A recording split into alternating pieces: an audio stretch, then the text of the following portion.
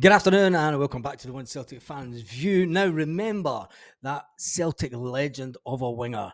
Do what Tomo tells you. Aye, subscribe to One Celtic Fans View. Hail, hail. Now that we are all over the excitement of this morning, are we all over the excitement? No, not yet. It is going to be a fantastic season. You can tell it's going to be a tough start to the season, but the one and only Matt Reilly has been speaking to the Celtic View, and also speaking to Sky Sports has been the one and only John Kennedy. We'll listen to John Kennedy in a moment, but first of all, Matt Reilly, he's been talking to the Celtic View, and he says he's been talking about the one and only Kygo, and he says it's very good when you look at the figures, when you look at the assists that I've helped Kygo score goals with. He says with 38 goals between us, a few of those 18 assists, the O'Reilly-Kyogo partnership is one that Celtic do okay with, you could say, yeah.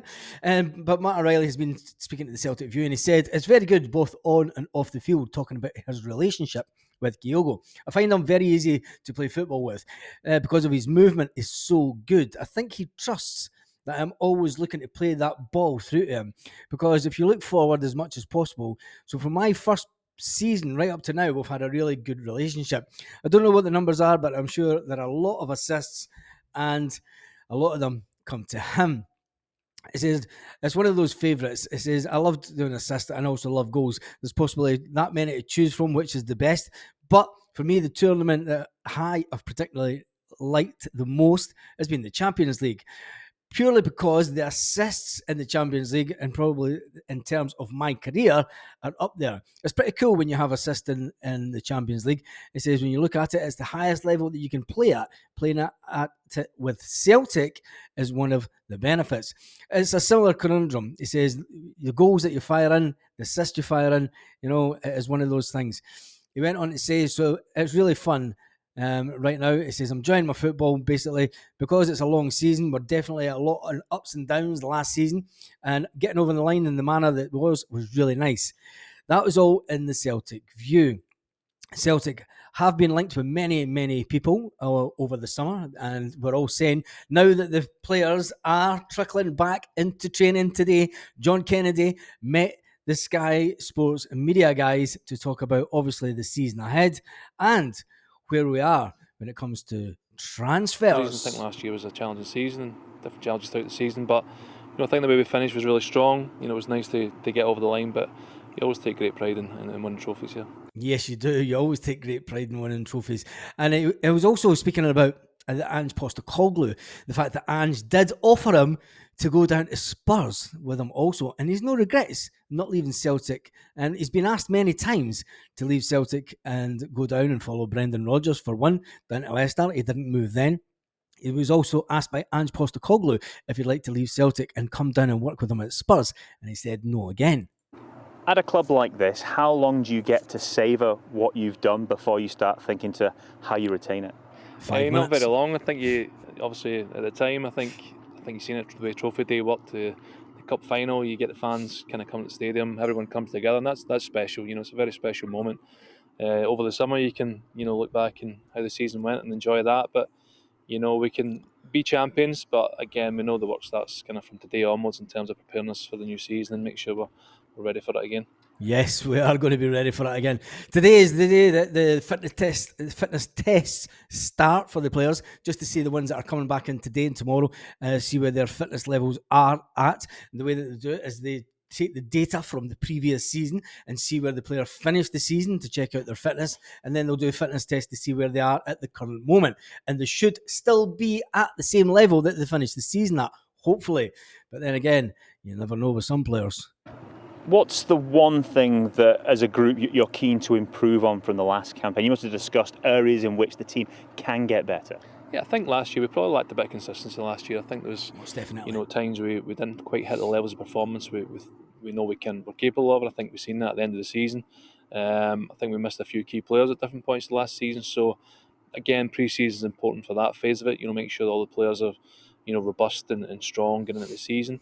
And we know when we've got, a fully fit squad and playing the best we can, we're a hard team to stop. So again, it's all about standards, make sure improvement, in different parts of the game. We'll look to improve over the pre-season and be prepared for the season.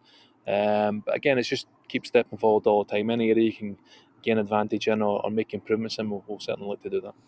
That's interesting that you said that, because when we look back at December, obviously the fixtures came out today, and in live this morning, we looked back to December last year. This season coming up, we're going to have 3 home games and 3 away games. We did lose 2 games in December last season, which was the first time ever, I think, that we've lost 2 games in a December, and it cost us. It cost us league points, and it was at that point that the Rangers thought that they were going to obviously go on and win the league. They didn't. They did celebrate, if you remember, a 3-3 draw towards the end of the league where they thought they could win.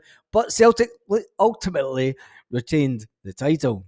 Is a better start to the campaign something that you'll need to try and do, just in terms of getting a rhythm into your play? Yeah, I think it helps. Again, it's not always as simple as that. There's different factors which can impact that. But certainly when you get off to a good start, it builds confidence, it builds momentum, and you want to get that as early as possible. So again, that's where, we're talking pre-season is important for that. It gives you the kind of building blocks for that, builds a foundation.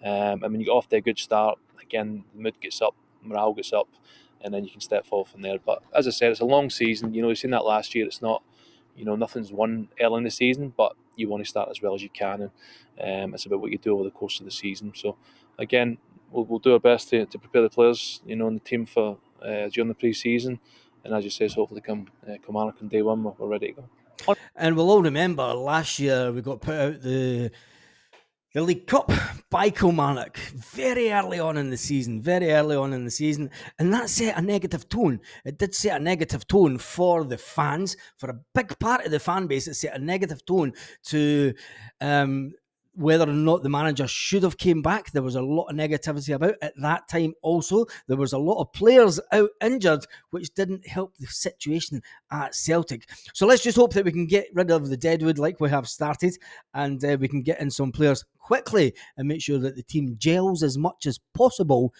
in this pre-season. On a personal note, of course, last summer you could have left, you could have gone down to England to join Ange at Spurs. You decided to stay. During the campaign, when there were bumps along the road, did you ever think, I've made the wrong choice? No, never. I've never looked at anything that way. In terms of, when things are done and dusted and the decision's made, then you fully commit to what you are. And I've had a long time here, I've had lots of success here, worked with terrific people. It's a great club to work for. So I've never had any regrets in that. And I think, especially when you see the scenes at the end of the season, then you see how special a club it is. When you come back from that cup final and you're at Celtic Park and the fans are there, the 2 trophies come out on the stage and you see the reception the players get is second to none. It is second to none. And let's face it, Ange Postecoglou, everyone said he's going to a team and he's going to win nothing. A manager that's been quite successful at his previous clubs, he's always won things at everywhere he went. Every club that he went to, he's pretty much won something and won championships, etc. But we all knew going to Spurs wasn't the best option for Ange. And I think, a lot of people over the years have had a lot of digs at John Kennedy saying, look, he's the one consistent thing that when things have went wrong, but he's also been the one consistent things when things have went right over the years. Joe Hart signed off in that cup final. What are the chances of having a new goalkeeper in place for the first of those pre-season games? Yeah, no, I think the club have been working hard on that. Obviously some targets have been identified and they've been working on that in the background. And again, it's a key position for us. We know that it's a position we need to get in, and we want to do that as soon as we can. So, hopefully in the coming weeks we can have some news on that. I was going to say, we can have some news on that. For me, that suggests that the player that they might be interested in may still be at the Euros. You can't really afford not to be without a number one goalkeeper, especially when you fly out to America for the real bulk of pre-season. It is a real priority, I would imagine. Yeah, I think there's obviously some challenges with that in terms of this negotiations and it will take place, but ultimately we know it's a key position for us. We want to kind of get the kind of key positions in as quickly as we can so we can get to work with them, and the manager and the board and the guys at the club are working hard on that.